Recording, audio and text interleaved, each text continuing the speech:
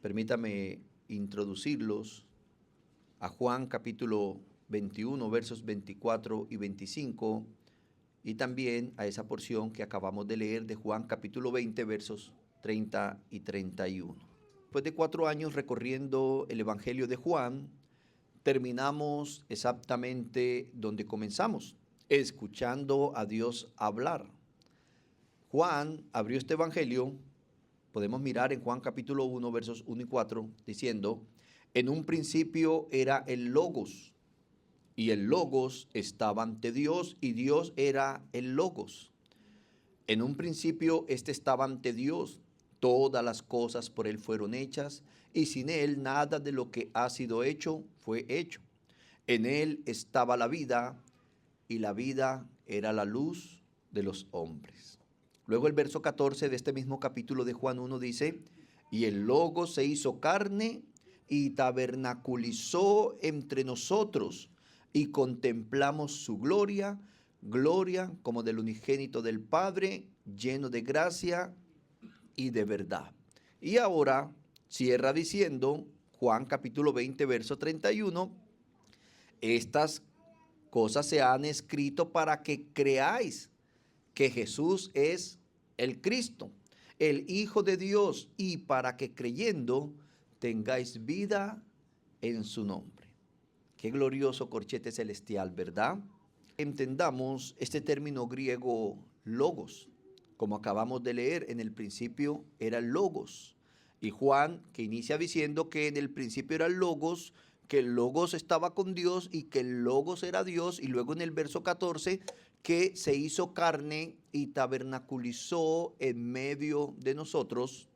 Luego termina diciendo que todas estas cosas se escribieron para que creamos que Jesús es ese logos, el Hijo de Dios. Este término griego, logos, significa palabra, razón u orden.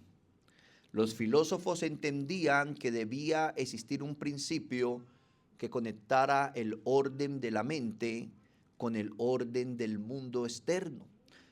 O sea que así como nuestra razón comprende que 2 y 2 son 4, también la realidad del mundo confirma que si vamos y miramos 4 objetos y los sumamos son 4.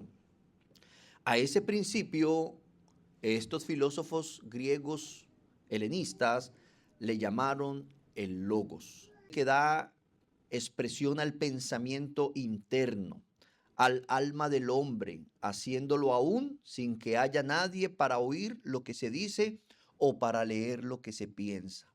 Este logos revela el pensamiento y por lo tanto el alma del que habla a otros. De igual forma entonces que en la filosofía, el Evangelio de Juan toma este término y lo aplica a Jesucristo. Cristo es el logos de Dios, la expresión perfecta de su mente, su poder, su sabiduría y su voluntad.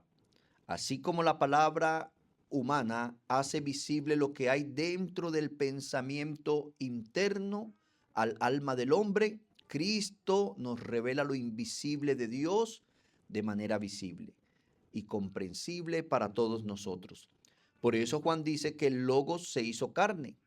El Dios invisible se dio a conocer plenamente a través de Jesucristo.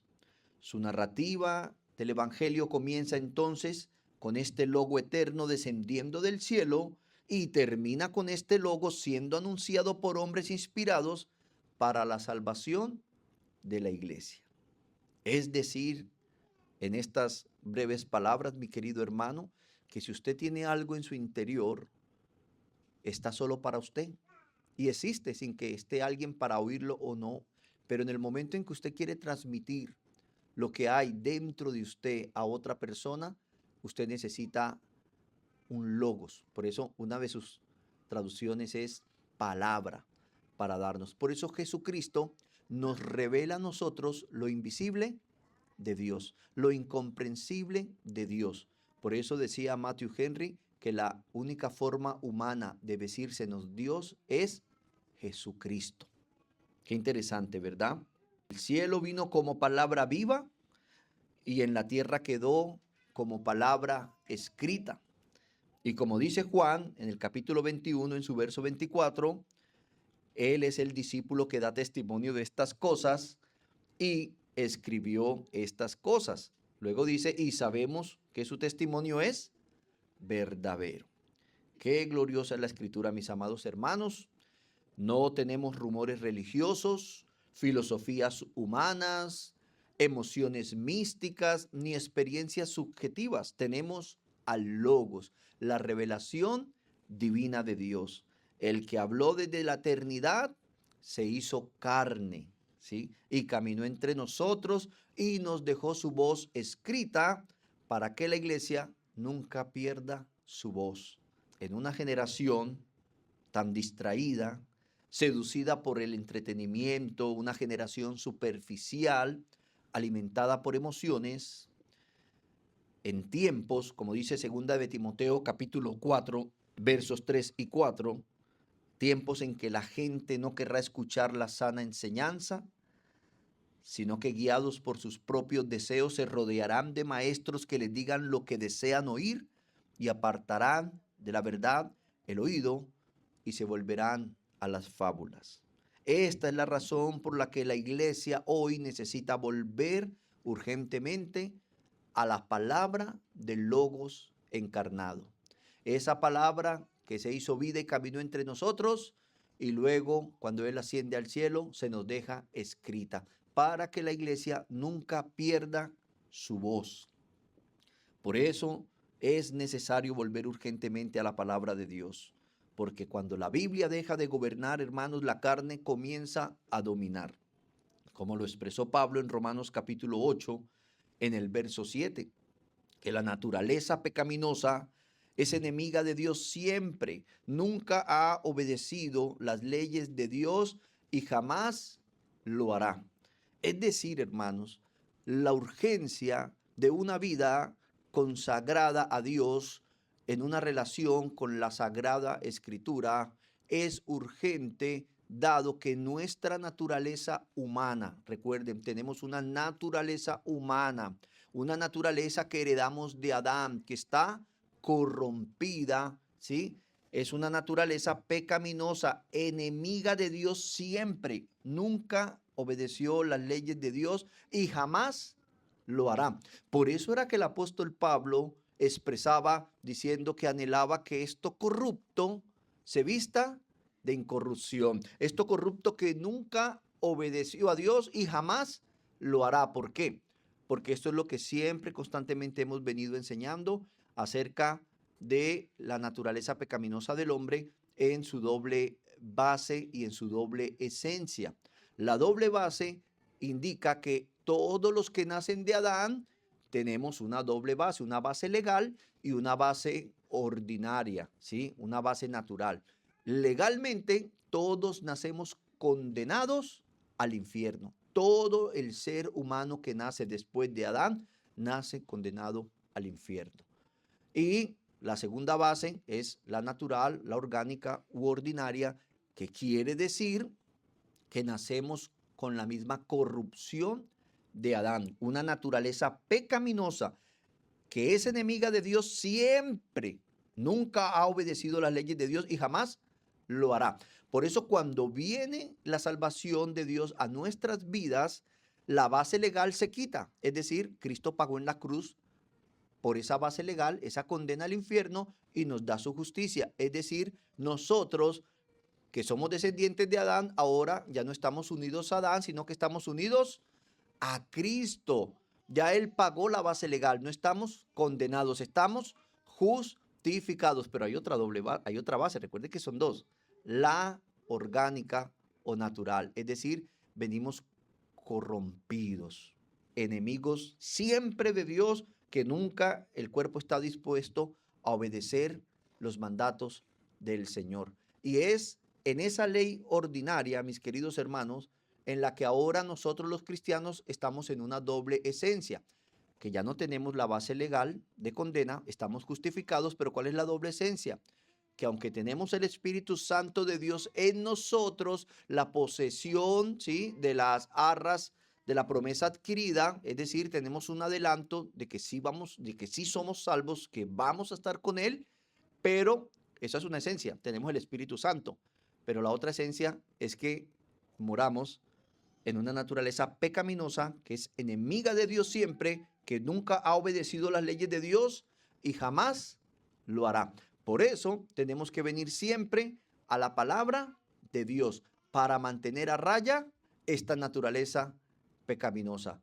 Es, como decía Thomas Watson, o la palabra de Dios te aleja del pecado, o el pecado te aleja de la palabra de Dios. Nunca vamos a ver una persona entregada fielmente a la palabra de Dios practicando el pecado. O estás leyendo la palabra de Dios, o estás dándote espacios, o estás practicando el pecado. Juan termina su evangelio recordándonos: estas cosas se han escrito, no para entretener pecadores, hermanos, sino para restaurar a muertos espirituales. Es decir, Dios habló, Dios se reveló, dejó suficiente verdad escrita para salvar, sostener y santificar a su iglesia. Pero, mis amados hermanos, si el Logos eterno descendió del cielo para revelarnos al Padre, surge entonces una pregunta inevitable.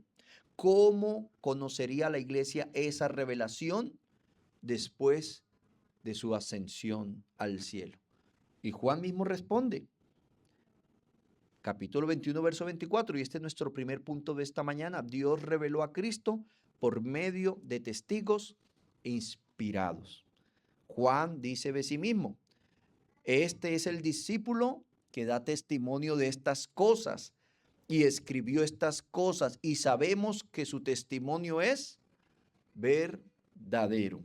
Hermanos, es claro como lo expresa el autor a los hebreos, que en el antiguo pacto, dice Hebreos capítulo 1, versos 1 y 2, dice, Dios habló muchas veces y de diversas maneras. Recuerde que estamos tratando de dar a entender que Dios reveló a Cristo por medio de testigos inspirados. Vemos que Juan se está presentando a sí mismo como el discípulo que da testimonio de estas cosas que acontecieron en la vida y obra de Jesucristo. Y es claro, como lo expresa el autor a los hebreos del antiguo pacto, que Dios habló muchas veces y de diversas maneras a nuestros antepasados por medio de los profetas. Él lo que está diciendo es, como se expresa aquí en diferentes versiones, que antes de que Cristo viniera, ¿sí?, mientras Cristo viene y está haciendo su obra, en la antigüedad Dios habló a nuestros antepasados de diversas maneras. Otras versiones dicen de múltiples maneras. Otra versión dice de distintas maneras. Y otra dice en muchas maneras parciales y variadas. Por ejemplo, Ezequiel, han leído el libro del profeta Ezequiel, sabrán que se le mandó comer pan cocido sobre excremento como señal del juicio, y también de raparse la cabeza y la barba. Lo pueden leer en los capítulos 4 y 5. A ese mismo profeta, él dando profecía de Dios de forma en el pasado diversa, variadas, extraordinarias. Ahora Dios, vamos a ver que habla a través del Hijo. Pero miremos estos ejemplos, como a Ezequiel también se le mandó a acostarse velado por 390 días de un lado y luego 40 días de otro lado, como símbolo del castigo de Dios sobre la nación de Israel y de Judá. A Oseas, otro profeta, que está su libro en la Biblia, se le ordenó casarse con una mujer ramera para ilustrar la infidelidad de Israel. Y por ejemplo Isaías, hay muchos, pero solo voy a citarlos a ellos.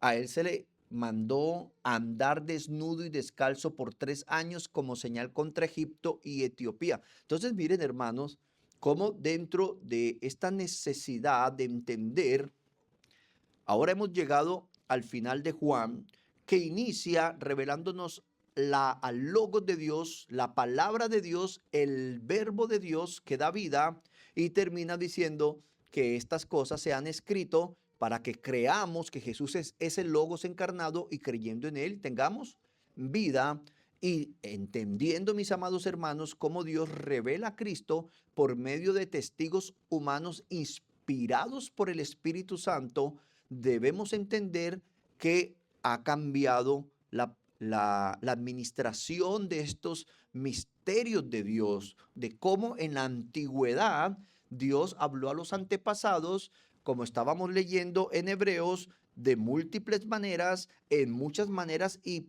parciales y variadas al pueblo por medio de los profetas, como vemos este caso de Isaías. ¿Usted se imagina que Dios le dijera hoy en día a un pastor, ve y camina desnudo, vive desnudo por 3 años? Ya me hubieran apresado, ¿sí? Ya estuviera preso. Hoy no se, y él anduvo desnudo 3 años y descalzo, profetizando cómo iban a salir ellos en medio del juicio de Dios. Pero ya Dios no habla de esa manera. A esto es a lo que se refiere cuando Hebreos dice muchas veces y de diversas maneras a esos actos proféticos tan variados y hasta desconcertantes, pero como dice el verso 2 de Hebreos 1, ahora, llegada la etapa final, nos ha hablado por medio del Hijo, a quien constituyó heredero de todas las cosas y por quien creó también el universo, el mismo Logos, que duramos 4 años presentando en el libro de Juan.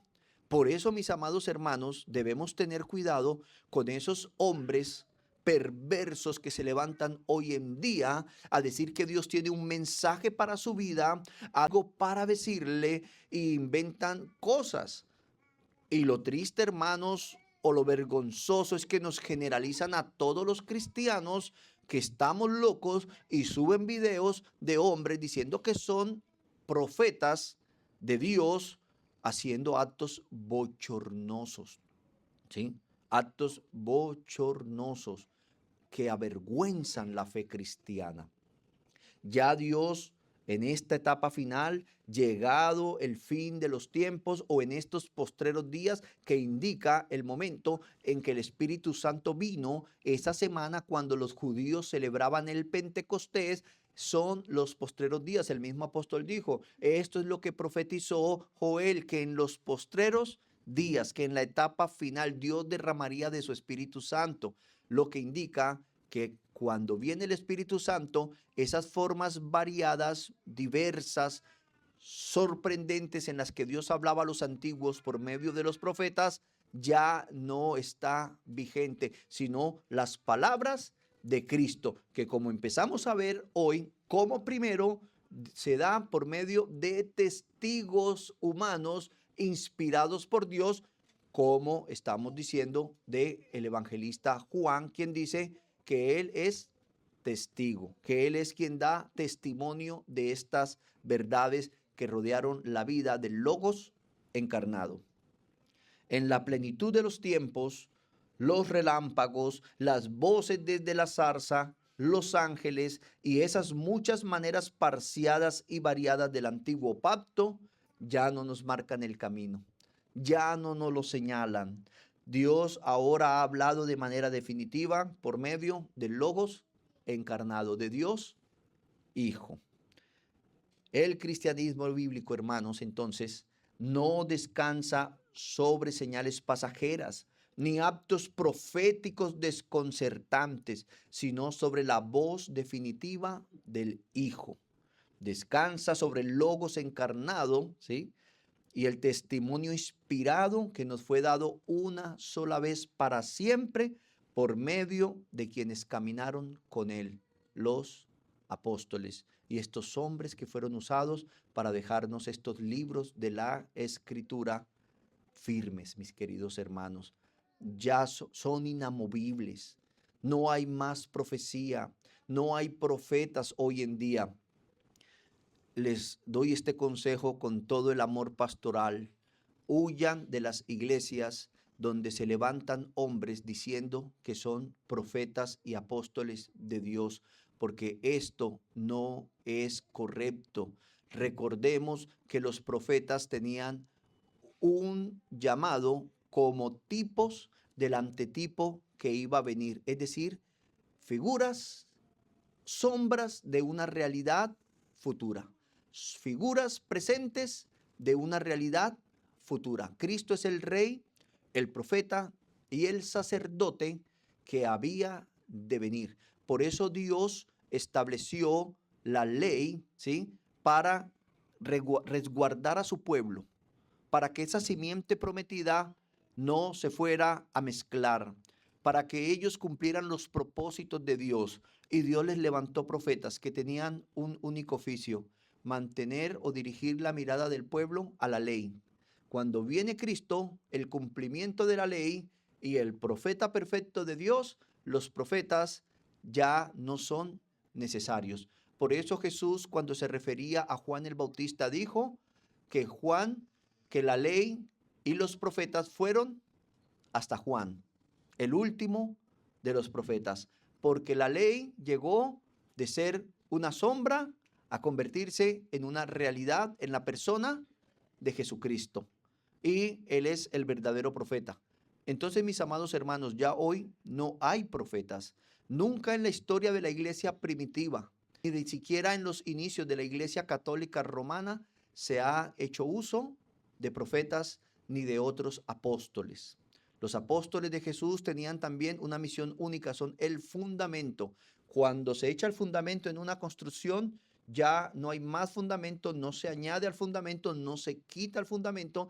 Empezaron a añadirse los ladrillos, las piedras. Y en el templo de Dios, los cristianos somos las piedras vivas que van añadiéndose en cada día más, mis amados hermanos. La historia es muy clara.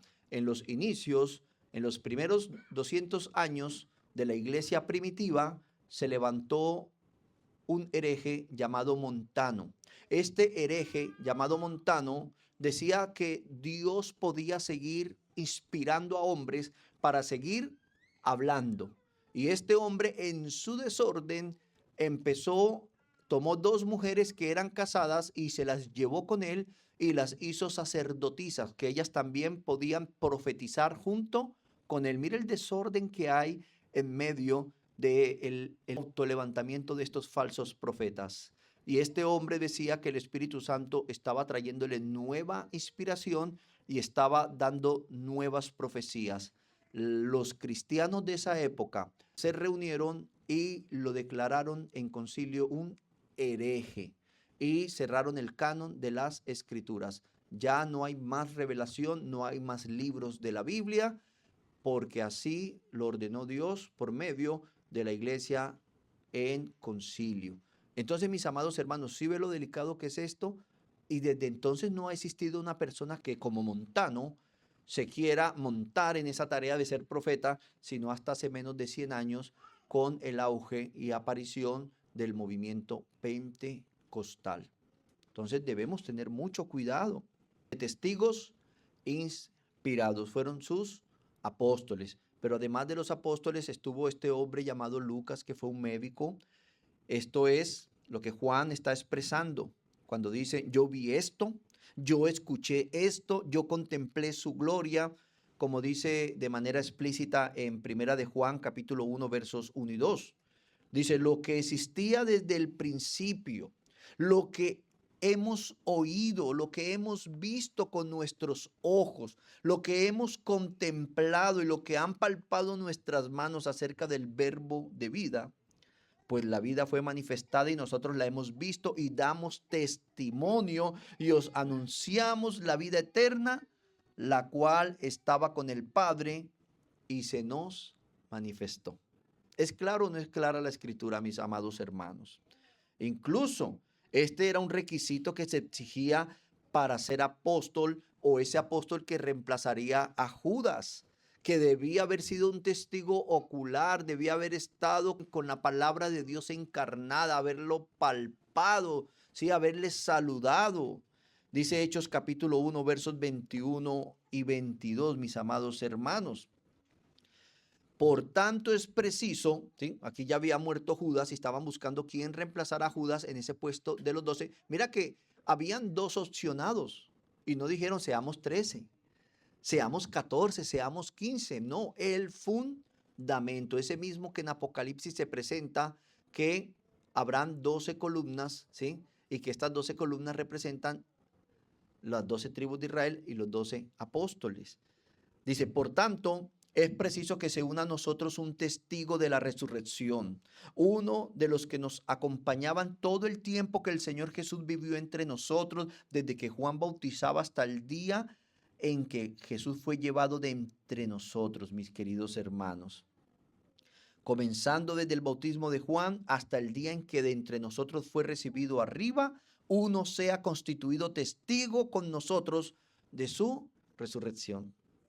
Entonces, cuando usted se encuentra alguien que le diga, ay, mire, te presento al apóstol fulano. Dígale, ay, qué privilegio conocer a alguien de más de 2000 años. ¿Cuántos años tienes? No, yo tengo 40. Entonces no puedes ser apóstol porque no caminaste con Jesús, no estuviste con él siendo testigo ocular desde que fue bautizado por Juan el Bautista hasta que fue recibido en el cielo por la nube que lo llevó, ¿sí? Para entronarlo. Hermanos, sí ve que a veces no es que seamos tiranos, que tengamos falta de amor, es la verdad bíblica. ¿Por qué decimos que no es amor decir la verdad y si llamamos amor a mantener la gente viviendo en un engaño? No hay profetas, no hay apóstoles. El verbo de Dios, ¿sí? El logos de Dios, Dios, ¿sí? El quien nos revela a Dios, quien es el reflejo de su sustancia divina, el logos se encarnó en un ser humano, la revelación de Dios, y luego asciende y nos deja nuevamente la revelación escrita por medio de testigos inspirados del fundamento de la iglesia, los apóstoles, los discípulos de Cristo, los que caminaron con él en esta vida, mis amados hermanos. Ya no hay profetas, ya no hay apóstoles.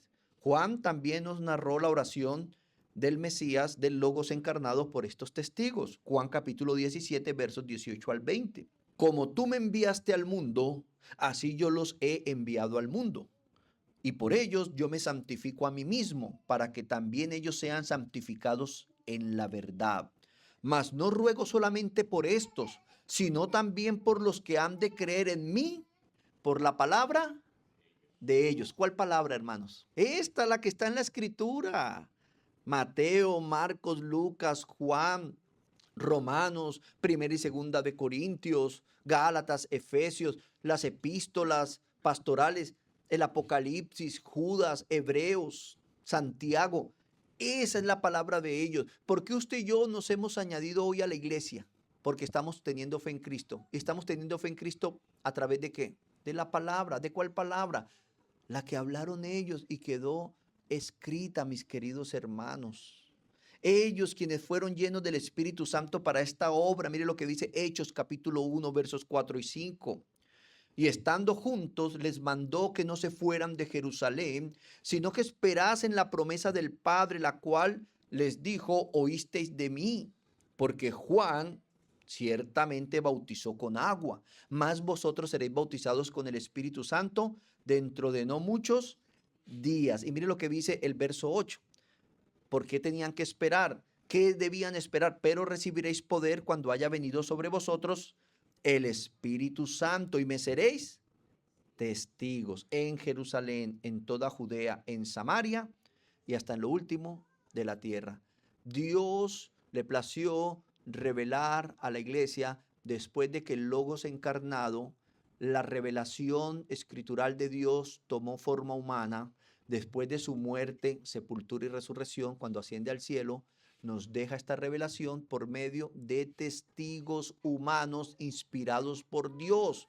Y se nos dejó escrito ese testimonio, hermanos queridos. Esto es lo que la palabra de Dios dice. Ya no hay tal cosa como que es que, ay hermanos, es que tengo un mensaje de Dios, me llegó vía microondas directamente desde el tercer cielo y me pegó aquí, me dejó loco. Y esto parece broma, hermanos. ¿Y sabe qué es lo más triste? Que todos nos generalizan. Y dicen, no, es que esos evangélicos locos, porque es que hay algunos que se llaman evangélicos y sí están locos, pero nosotros, mis amados hermanos, no es esa la locura a la que nos añadimos. No la aceptamos. ¿Sí ven? Dice, recibiréis poder y me seréis testigo Eso es lo que iba a ser el sucesor de Judas. Dice, uno que sea constituido testigo con nosotros de su resurrección. Y mire, hermanos, que es bien claro en la palabra la misión de los apóstoles de Cristo, ¿no? Su misión no era hacer campañas de recolección de pactos financieros, de recaudar dinero, de prometer riquezas, de abrir los cielos para que venga la riqueza, ¿no?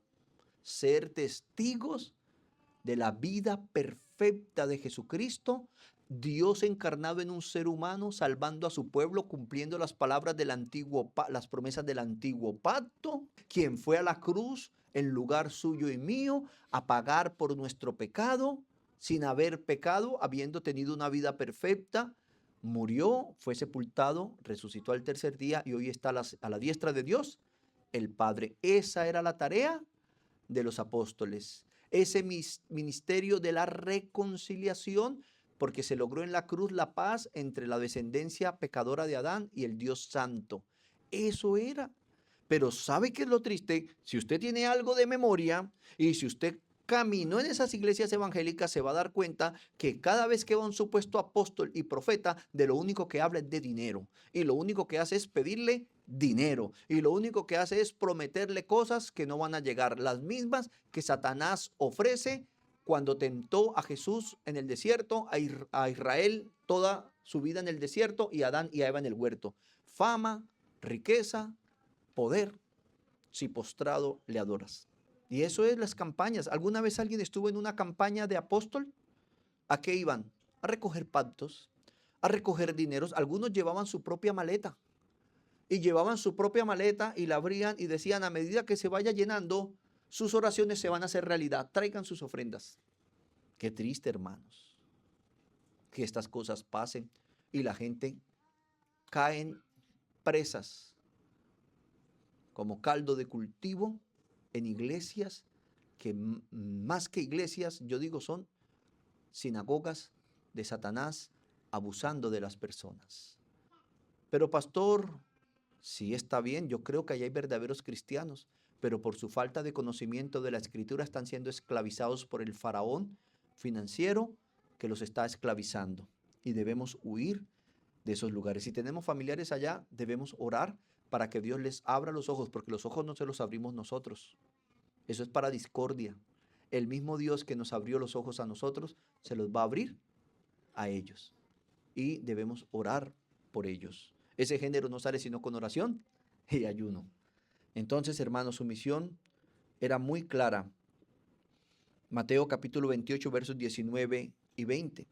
Cuando Jesús los comisiona, por tanto, id y haced discípulos a todas las naciones, bautizándolos en el nombre del Padre y del Hijo y del Espíritu Santo y enseñándoles a obedecer todo lo que yo les he mandado. ¿Cuál es la tarea de los apóstoles? ¿Cuál era la actividad? Y que en un sentido es la misma que hacemos los pastores hoy en día, hacer discípulos de Jesús, no nuestros, bautizándolos en el nombre del Padre, del Hijo y del Espíritu Santo y a enseñarles a obedecer todo lo que Cristo ha mandado. ¿Y cómo lo mandó? A través del testimonio inspirado de estos hombres humanos que estaban hablando por inspiración divina.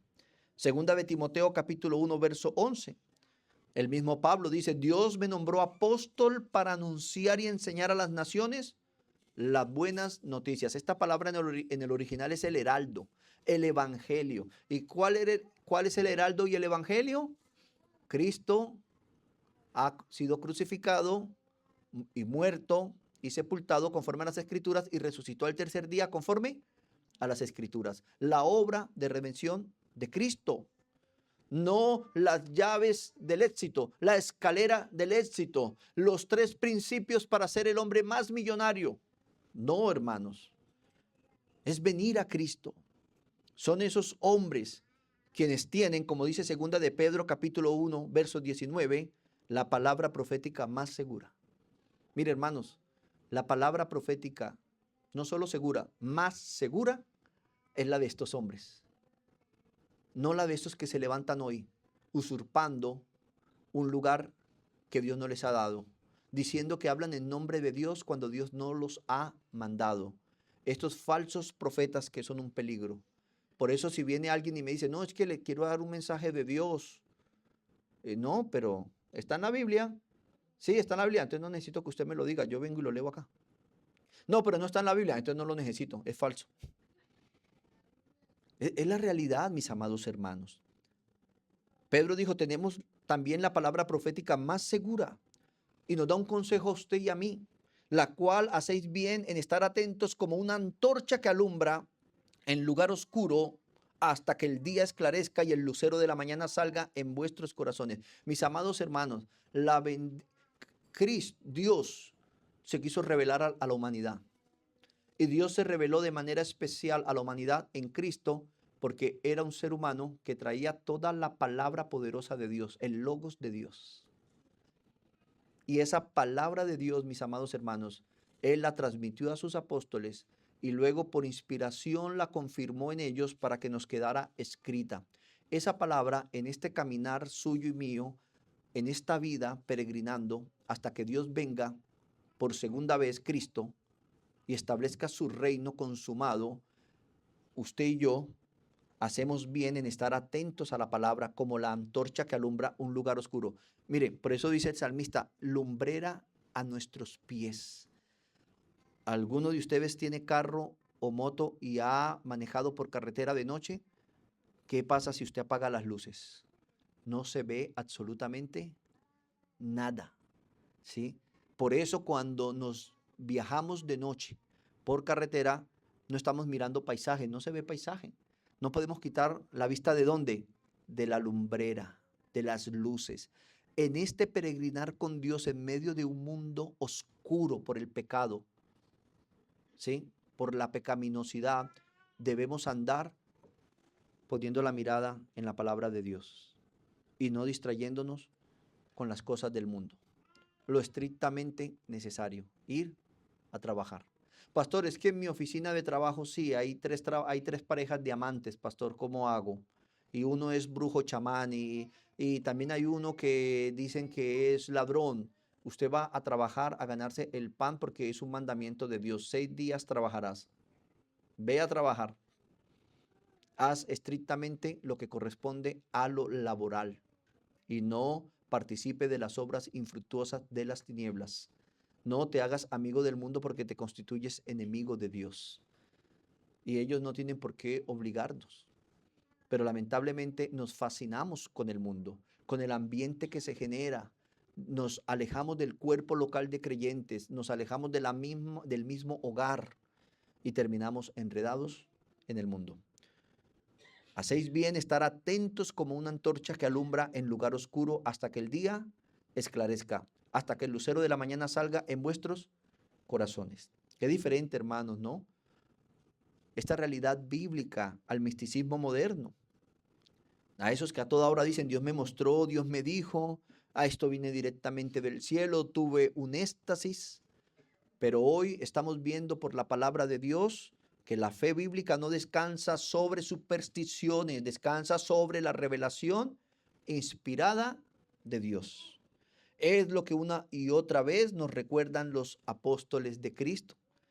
Cuando Pablo le escribe a Timoteo en su segunda carta, capítulo 3, verso 16, le dice que toda la escritura, ¿sí?, es inspirada por Dios. Y aquí está hablando también de esos profetas del antiguo pacto que hablaron en nombre de Dios. Es inspirada por Dios y tiene una utilidad: enseñarnos. Mire, hermano, ¿sabe por qué a veces no hemos aprendido cosas de la vida cristiana? Porque no estamos yendo a la que nos lo enseña. ¿Quién? La palabra. La palabra es la única que le va a enseñar al esposo a tratar a su esposa como un vaso frágil, a amarla y sacrificarse por ella como Cristo lo hizo por la iglesia.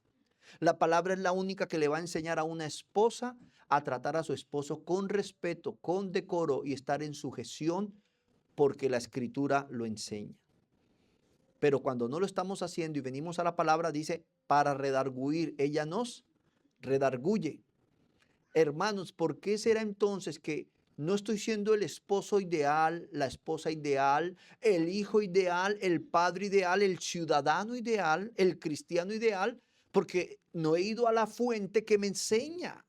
y estoy haciendo lo indebido y no estoy sintiendo ni siquiera redarguido de pecado, porque no estoy viniendo a la Escritura, que es la que me redarguye de pecado, para corregirme y para instruirme en justicia, hermanos, porque los injustos no heredarán el reino de los cielos. ¿Estarás tú actuando de manera injusta como esposo, como esposa, como padre, como hijo, como hermano, como cristiano?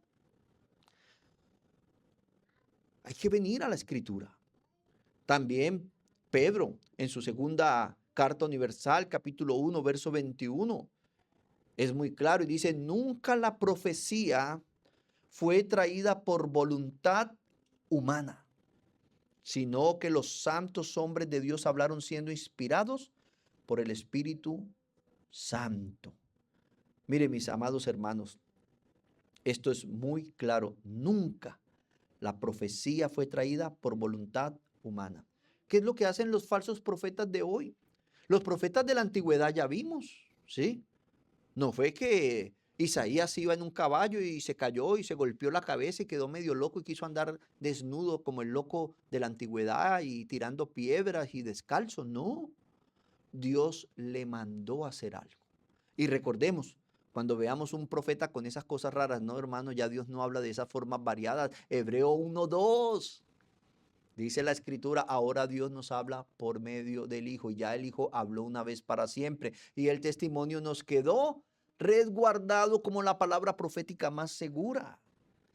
Pero la profecía nunca viene, porque es que hay estos falsos profetas. Entonces, que empezó a fallar esta lámpara. Ay, Dios me dijo algo, pastor, que la luz de Dios en usted está intermitente. Eso es que estás fallando en algo. Y si va en el carro y se le atravesó una vaca, entonces, y era una vaca negra. Dios me está diciendo que el viaje está negro. Sí, hermanos, esa gente tiene problemas y esa gente trae problemas. Sí, la primera versión dice: la profecía, nunca la profecía fue traída por voluntad humana, sino por inspiración de Dios. Ninguna profecía de la Escritura es de interpretación privada. La versión Dios habla hoy dice: no es algo que uno puede interpretar según su propio parecer. ¿Y no es lo que hace esta gente? Es que a mí me parece que aquí hay alguien que tiene problemas financieros, hasta yo, ¿sí? A mí me parece que aquí hay alguien que ha llorado. Pues dígame aquí quién no ha llorado, hermanos. Dios me muestra que aquí alguien ha sentido calor estas últimas semanas. Claro, ¿quién no en esta ciudad? Y juegan con las personas. No es algo que uno puede interpretar según su propio parecer. Y otra versión dice: jamás surgió de la comprensión personal de los profetas. Mis amados hermanos, si ustedes han militado en esa iglesia, ¿no es lo que se vive allá? Ahora les pregunto, ¿es eso lo que manda la Escritura a lo que nos involucremos y permanezcamos en eso? No. El libro de Isaías y de Jeremías es un vivo retrato, mis queridos hermanos, que Dios permite falsos profetas al pueblo para juzgarles sus pecados de idolatría. ¿Cuál idolatría? Esos ídolos del corazón que destronan a Dios, mi amado hermano, y Dios entrega a esa gente, y esa gente está siendo engañados allá por no poner la mirada en Cristo. Entonces, mis amados, ¿cómo podemos bíblicamente ver lo que pasa en esas iglesias llenas de esos supuestos profetas y apóstoles? La misma Escritura lo dice, Hechos capítulo 20, versos 29 y 30. Pablo, cuando se está despidiendo de los ancianos de Éfeso, les dice algo muy interesante. Dice: porque yo sé que después de mi partida entrarán en medio de vosotros lobos rapaces que no perdonarán el rebaño.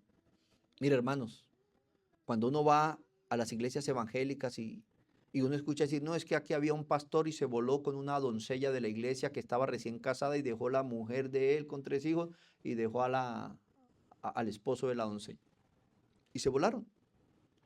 No, es que hizo una pirámide de que tenía una herencia, un lote, y robó a los hermanos como 1.000 millones de todos y se fue.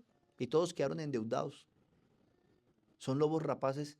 Mire, vea, el lobo cuando va a atacar no mira de que, ay, pobrecito el perro tuvo cachorros. tiene que ir a buscar. Él no mira nada. Son lobos, ¿sí? Eso es lo que son.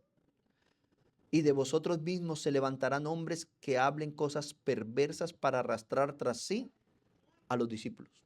Quizás alguno de nosotros aquí que pierda, no persevere en la palabra de Dios, se llene de confusión y termine diciendo: es que yo siento que puedo hablar en nombre de Dios. También Hechos capítulo 20, versos 32 dice: y ahora, hermanos, os encomiendo a Dios y a la palabra de su gracia, que tiene poder para sobreedificaros y daros herencia con todos los santos. La única forma de evitar el ataque de estos lobos rapaces es encomendarnos a la palabra de Dios. Encomendarnos a Dios y a la palabra de su gracia, que tiene el poder para sobreedificarnos. Nunca la iglesia va a llegar a la edificación, a la perfección, a la medida y a la estatura del varón perfecto que es Cristo Jesús, si no estamos teniendo una vida diaria de estudio de la palabra. Y aquí tengo que preguntarle, mi amado hermano, si pudiéramos proyectar aquí una medición de cuánto es tu tiempo en YouTube, Spotify, Facebook, Instagram, y cuánto es en la Biblia, te darías cuenta que no estás leyendo la Biblia. No, pastor, yo la leo en físico. Está bien, Dios lo sabe todo. ¿Qué tanto le estás dando tú a la palabra de Dios? Las redes sociales, hermanos, son muy útiles, pero son un peligro cuando no las sabemos administrar. Porque aquí en las redes sociales hay gente que avanza mientras te deja estancado a ti mirándolos a ellos. Y ellos están ganando dinero todos los días produciendo contenido y usted frenado mirándolos a ellos sin ni siquiera tomar un libro y leerlo, y menos tomar la escritura y que ella tenga ese poder sobre su vida para sobreedificarle, para que seas esa esposa, ese esposo que Dios quiere que seas, esa madre, ese padre, ese hijo, ese hermano, ese creyente, ese ciudadano de bien. Y la vida se nos está yendo y lo único que estamos viendo en cada esquina que doblamos son disciplinas y juicios de Dios tratando de llevarnos al mejor camino. Qué triste, ¿verdad? Por eso la iglesia hoy está llamada a volver a la palabra de su gracia con urgencia, a escuchar con reverencia lo que ya fue revelado una vez para siempre, y a vivir bajo la luz del Logos encarnado que sigue hablándonos en cada página, mis amados hermanos. Qué interesante verlo de esta manera, ¿no? La palabra de Dios tomó forma humana y vino a hablarnos, y los testigos tomaron esto y lo dejaron escrito. Dios sigue hablándonos. Él habló una vez para siempre. Debemos siempre venir a su palabra. El Logos eterno se encarnó, caminó entre nosotros y al volver al cielo dejó su voz escrita por medio de estos testigos.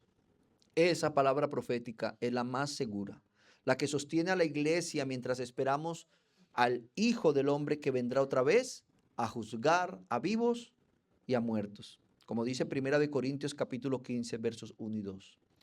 Ahora, hermanos, quiero recordaros el evangelio que os prediqué, el mismo que recibisteis y en el cual os mantenéis firmes. Mediante este evangelio sois salvos si os aferráis a la palabra que os prediqué. De otro modo habréis creído en vano.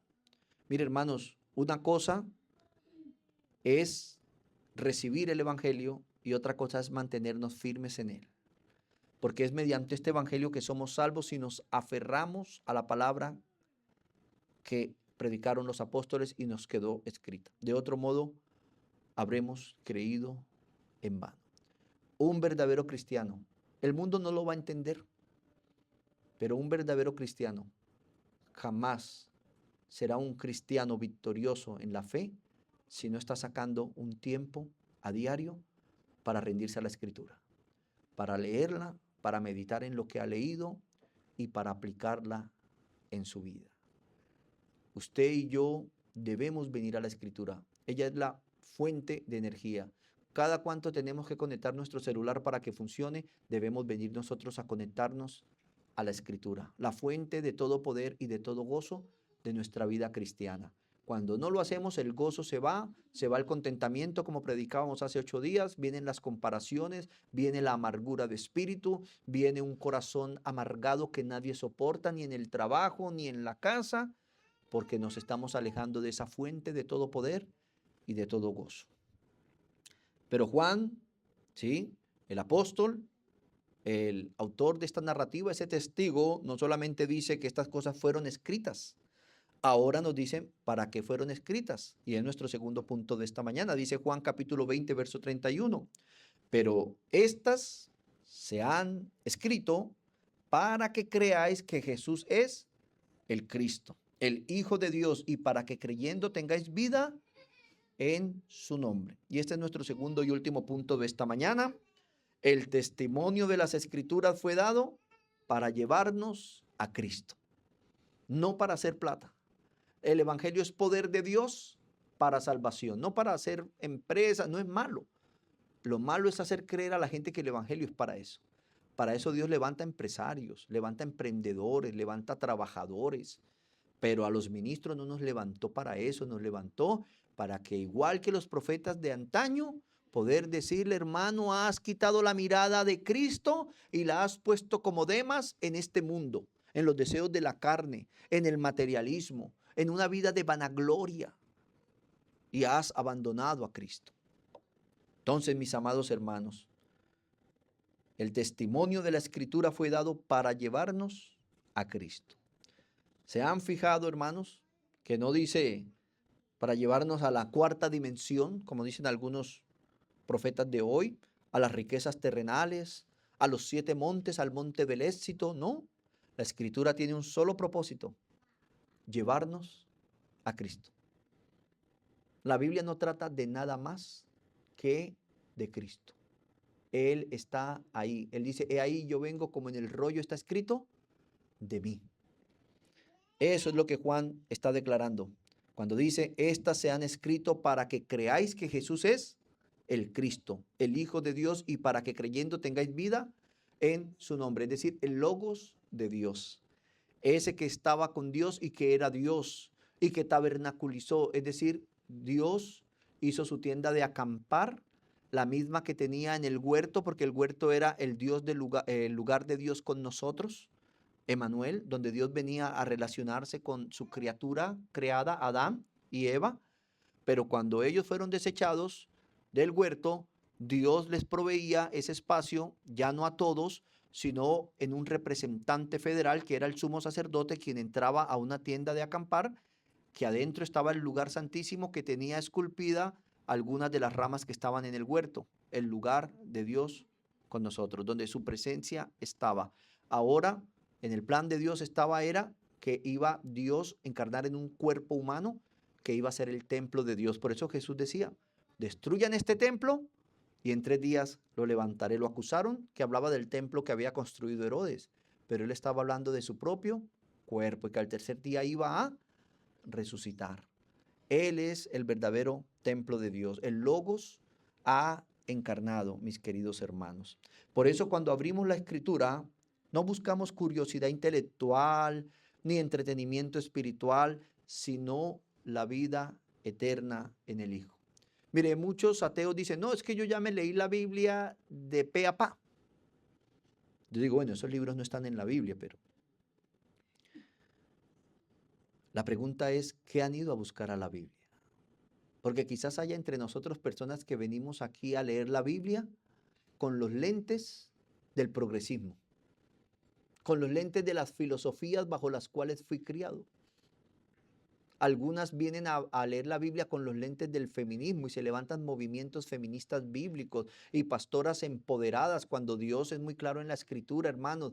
Dios, a causa de la transgresión de Eva en este mundo, no le permite a la mujer administrar la palabra de Dios. Y entonces cuando una mujer predica, yo tengo que decirlo con amor y con respeto, que no es una ofrenda aceptada a Dios. No, esto es una aberración a Dios, mis queridos hermanos.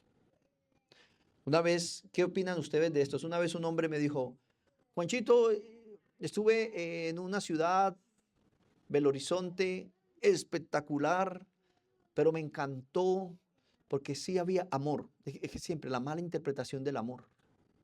Usan el amor para lo indebido, ¿no? Como el hombre que es un mal esposo, una mala esposa y todo es en nombre del amor, se hacen muchas injusticias. Y dice, no, y el domingo en la tarde se hace un culto un culto con enfoque diverso. Y entonces predica un trans, toca la batería un travesti, el bajo un homosexual, una lesbiana también enseña, y no, qué bendición. Y hay un mover de Dios y van todos ellos y bailan.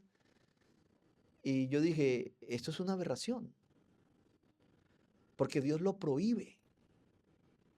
Y el mismo Dios dice que el que debe predicar es el varón, no la mujer. Entonces cuando una mujer predica, a mí me parece que es igual que esa reunión, con el respeto de estas personas. Quizás corte esta parte para que no me echen de la ciudad, pero es la verdad, hermanos. Es la verdad. Pero el mundo quiere permitir que la cultura venga a la iglesia y controle la iglesia, pero no, porque esto es una embajada del reino de los cielos, donde el rey que fue muerto, fue sepultado, resucitó, está a la diestra de Dios Padre, gobernándolo todo. Dijo el Señor, siéntate a mi diestra hasta que ponga a tus enemigos por estrado de tus pies. Regirás las naciones con vara de hierro. Él es el soberano, Él es el Señor de todo. Y por eso en la iglesia vamos nosotros a rendir adoración y a seguir siendo edificados en amor por la palabra, de esa palabra que encarnó y que ahora que resucitó no la dejó por medio de la inspiración de estos hombres de Dios, santos hombres de Dios. Jesús mismo dijo, Juan capítulo 5 versos 39 y 40, escudriñad las escrituras, porque a vosotros os parece que en ellas tenéis la vida eterna y ellas son las que dan testimonio de mí. Es decir, hermanos, no debemos venir a la iglesia a leerla con los lentes de nuestros prejuicios, sino a encontrar ¿a quién?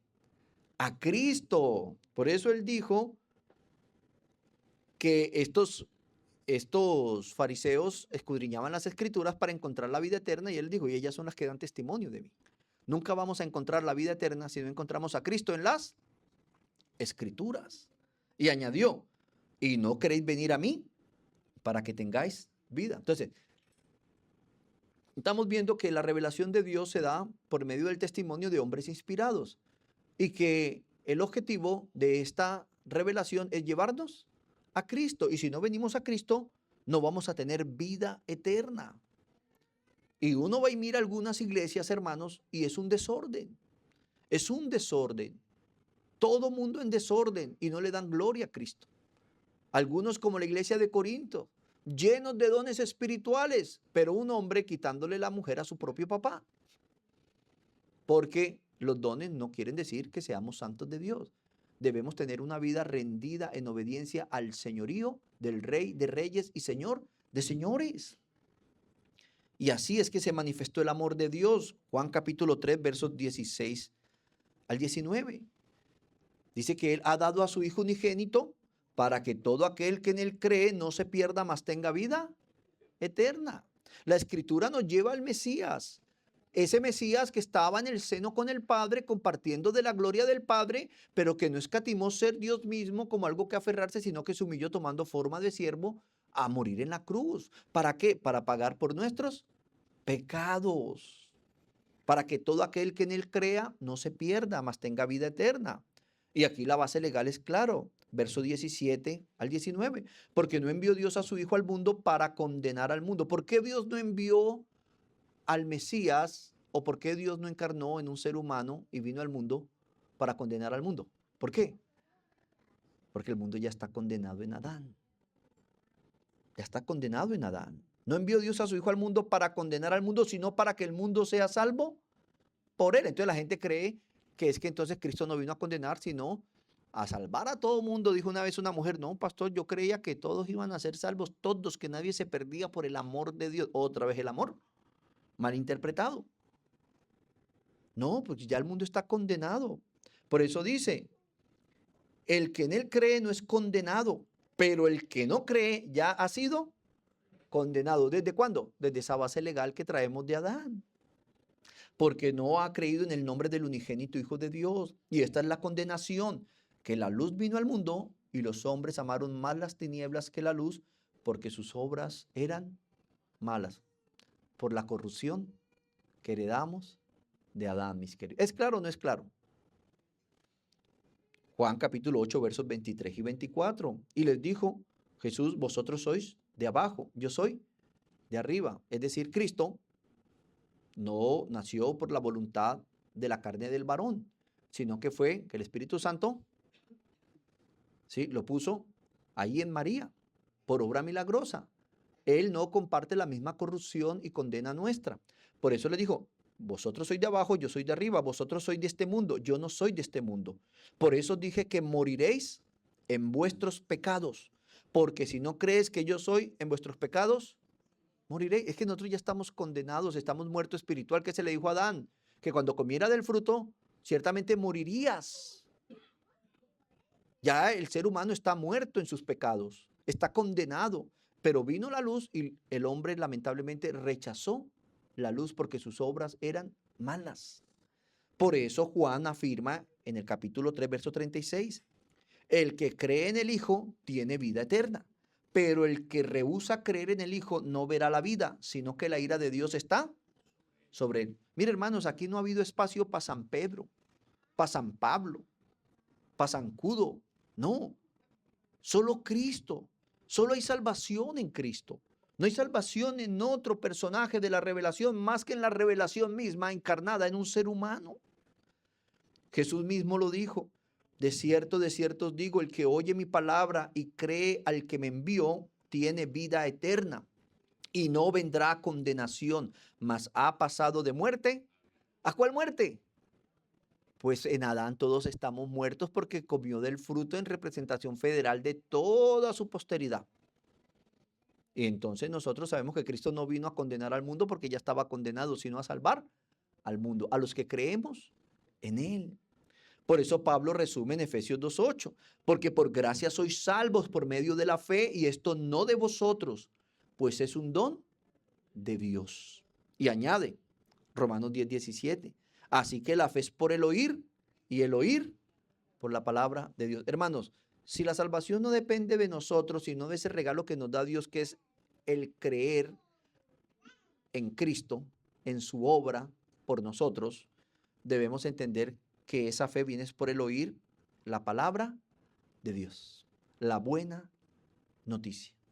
Mire, hermanos, no es malo ver noticias, no es malo, debemos estar informados, ¿verdad? Pero recuerde que una cosa es información y otra cosa es conocimiento, porque la información puede ser verdadera o falsa. Y a veces le damos más prioridad a las noticias que nos dañan la mente, nos envenenan, nos adoctrinan. ¿Por qué tenemos aquí varias líneas políticas?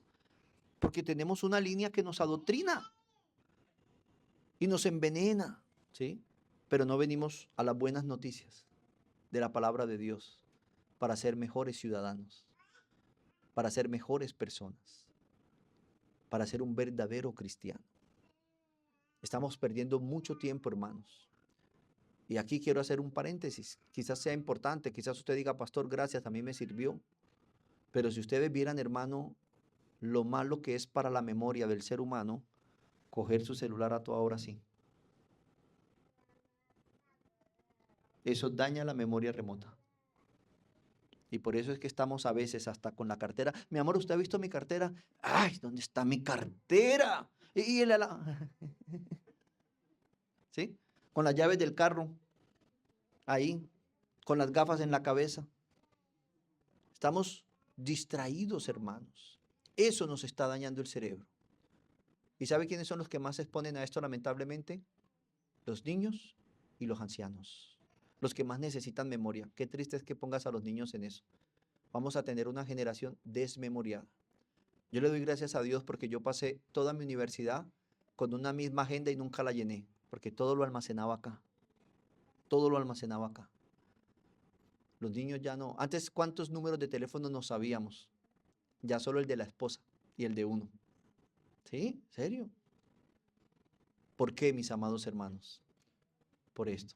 Vuelvo y digo, no es que sea el diablo.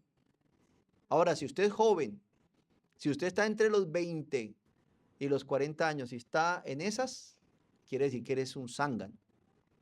Sí, no estás siendo productivo.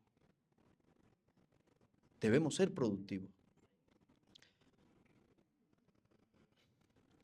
Pero la palabra de Dios, hermano, que nos da la fe para creer y para ser salvos, la estamos ignorando. Es decir, la fe que nos une a Cristo nace de escuchar su palabra y es esa fe la que nos da vida. Esto es lo que Juan nos está transmitiendo. Juan 20:31. Pero estas se han escrito para que creáis que Jesús es el Cristo. O sea, Él es un testigo, nos deja clara evidencia de que Dios nos revela su palabra por medio de testigos inspirados y que el objetivo de esta palabra es para que creamos que Jesús es el Cristo, ese ungido de Dios, del que apuntaban los ungidos del antiguo pacto. ¿Quiénes eran los ungidos del antiguo pacto? ¿Sí? ¿Quiénes eran? Los reyes, los profetas y los sacerdotes. No existían para sí mismos, existían como un tipo y sombra presente de una realidad futura. Eso es lo que significa Cristo y Mesías, ungido. Solo que una es griega y la otra es hebrea. Mesías y Cristo son lo que para nosotros en el español es ungido de Dios. El rey, el profeta y el sacerdote que iba a venir a salvar a su pueblo de sus pecados. Y para que creyendo en él tengáis vida en su nombre. Pero aquí debemos, hermanos, entonces detenernos y preguntarnos algo seriamente. ¿Cómo puede una generación obsesionada y atrapada con entretenimiento, redes sociales, noticias, videos, una generación distraída, ansiosa y superficial, pretender crecer espiritualmente mientras abandona la palabra de Dios? ¿Cómo, hermanos? Es muy fácil decir, no, sufro ansiedad, ya tengo que sacar cita con el especialista, ya he tenido que medicarme, tengo problemas, pero hermano, cada día más atornillados a este mundo al sistema llamado mundo, ese sistema pecaminoso que es amor por los deseos sexuales, por el pecado sexual, por el materialismo, los deseos de los ojos, por la vanagloria de la vida, por una vida de apariencias, hermanos, que es la tentación más grande de este mundo, dijo David Poultry, aparentarle a todo mundo que estoy bien sin estarlo. Quiero mostrarle a todo mundo mi matrimonio perfecto en redes cuando estamos al borde del divorcio. Quiero mostrarle al mundo que soy el mejor en esto cuando soy el peor. Y así vive la gente. Qué triste, ¿verdad? Qué triste que muchos cristianos consumen horas de contenido secular, pero apenas minutos de la Sagrada Escritura. Esa que, como dice el Salmo 19:7, es la que convierte el alma, esa ley perfecta de Jehová. Esa que hace sabio al sencillo. Ya no la usamos, hermanos. Esa que, como dice 2 de Timoteo capítulo 3, versos 16 y 17, es inspirada por Dios. La única útil para enseñar al hombre de Dios, para redarguirle cuando está haciendo lo incorrecto y vuelva al camino, para corregir su caminado y para instruirlo en justicia a fin de que el hombre de Dios sea perfecto, enteramente preparado para toda buena obra. Entonces ¿será que en lugar de lidiar tanto, lo que debería es promover que vengamos a la palabra de Dios todos? Y si el Señor mete la mano como en la higuera frondosa y mira que tanto fruto de su palabra hay en nuestro interior, quizás no encuentre. También Josué 1:8 dice, nunca se aparte de tu boca este libro de la ley. Nunca, hermano. Ahora, no vamos a hacer esos religiosos que ya hemos reprendido aquí, ¿verdad? Está usted allá en el trabajo manejando, si es conductor, si está abogado en un pleito, si es un médico operando. Viene un médico operando y leyendo la Biblia. No, eso es una religiosidad muy ajena a lo que Dios nos manda. Pero hermanos, nunca se aparte de tu boca este libro de la ley. Quiere decir que cuando usted entiende que así como un ser humano necesita el alimento físico para sobrevivir, una dieta balanceada, el ser espiritual que ha nacido en nosotros requiere una dieta balanceada de la palabra de Dios para sobrevivir. Y es imposible que nos engañemos a nosotros mismos diciendo que hemos nacido a una vida espiritual y se nos pasan los días, las semanas, los meses, los años sin exponernos a la palabra de Dios. Yo te pregunto, ¿qué vida espiritual tienes? Yo sé que aquí muchos están que se salen a comer, a buscar el almuerzo, Porque el cuerpo humano dice, ya, es hora, me va a dar dolor de cabeza, pastor, pastor. Una vez me dijo una niña, pastor, hoy se demoró mucho. Pero mis amados hermanos, ¿por qué su espíritu, si de verdad ha nacido de nuevo, no te pide la palabra de Dios? Qué es triste es que descuidemos la escritura en realidad. Luego nos preguntamos por qué estoy seco, por qué no tengo gozo, por qué el pecado me domina. Y hermanos, si esa voz eterna descendió y quedó escrita, ¿cómo podríamos nosotros apartarnos de ella? ¿Por qué abandonar la palabra de Dios? Pablo lo entendió cuando dijo, Juan capítulo 6, verso 68, perdón, Pedro, dijo, ¿a quién iremos si solo tú tienes palabras de vida eterna? Y nuestro Señor Jesucristo mismo lo afirmó. Juan capítulo 15, versos 4 al 7. Permaneced en mí y yo en vosotros, como el sarmiento no puede dar frutos por sí mismo si no permanece en la vid. Así tampoco vosotros si no permanecéis en mí. Si yo soy la vid, vosotros los sarmientos, el que permanece en mí y yo en él, ese da mucho fruto, porque separados de mí, nada podéis hacer. Si alguno no permanece en mí, es echado fuera como un sarmiento y se seca, y lo recogen y lo echan al fuego y se quema. Si permanecéis en mí y mis palabras permanecen en vosotros, pedid lo que queráis y os será hecho. Y no está hablando de riqueza definitivamente, sino de esa madurez cristiana hacia la gloria de Cristo. Si permanecéis en mí y mis palabras permanecen. Hermano, en un momento de enojo, ¿te has enojado? Yo me he enojado. ¿Pero qué permanecen en usted? ¿La palabra de Dios?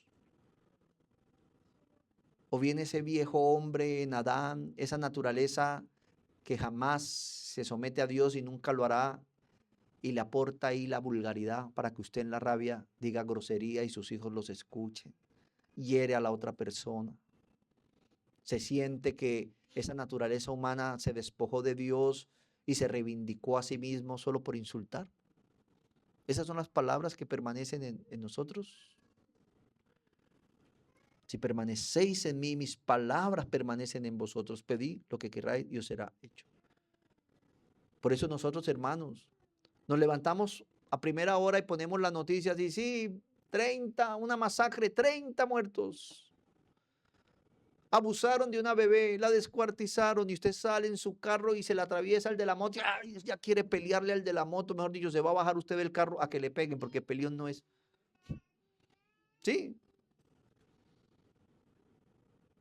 Una vez me pasó y yo ¿qué hice? Yo nunca he peleado. La única pelea que empaté fue con una niña en la primaria. ¿Qué nos pasa, hermanos? Hagamos el deber de levantarnos y exponernos a la palabra de Dios, a fortalecer nuestro espíritu para no salir carnales a la calle, a pelear, a amargarnos, a murmurar, a criticar. Concluyo entonces, hermanos, que nuestra necesidad más urgente no es de entretenimiento. Si ve, muchos quieren venir a la iglesia a que les den entretenimiento, experiencias, emocionalismo, novedades religiosas, ¿no? Es volver a la palabra de Dios, a leerla, a meditar en ella, a creerla, a obedecerla, a descansar en ella. Porque allí Cristo es revelado, la fe en Él es fortalecida, el pecado es confrontado, redarguido y corregido, y el alma encuentra vida espiritual. Y quizás la tragedia de muchos hermanos es su abandono a la Escritura. Por eso estas palabras de Juan nunca podemos olvidarlas. Estas cosas se han escrito, es decir, Dios habló y su voz todavía llama a su pueblo por medio de la Escritura, para que creamos en Él. Amén.